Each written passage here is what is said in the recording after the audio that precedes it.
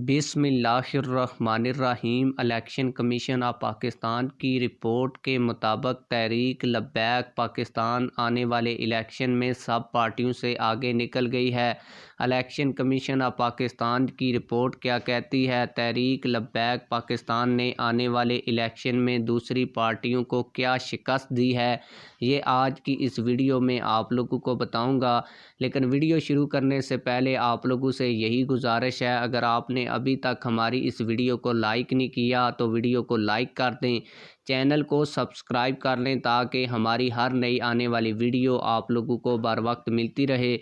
आप लोगों को बताता चलूँ कि इलेक्शन जब शुरू होता है तो उसकी जो पहली जंग होती है वो तहरीक लब्बैक पाकिस्तान ने जीत ली है।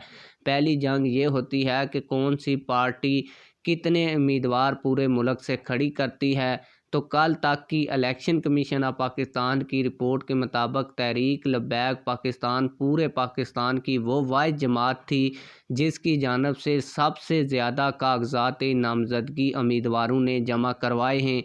दूसरे नंबर के ऊपर नून लीग की पोजीशन है और तीसरे नंबर के ऊपर पीपल्स पार्टी की पोजीशन आ रही है, जबकि चौथे नंबर के ऊपर जो है वो पीटीआई इस वक्त स्टैंड कर रही है, क्योंकि पीटीआई के लोगों को कागजात नामजदगी जमा करवाने की इस तरह खुली इजाज़त नहीं दी जा रही जिस तरह दूसरी पार्टियों को दी जा रही है। आप लोग इस हवाले से क्या कहते हैं? कमेंट सेक्शन में हमें अपनी राय से ज़रूर आगाह कीजिएगा। मिलते हैं किसी और वीडियो में। अल्लाह हाफिज़।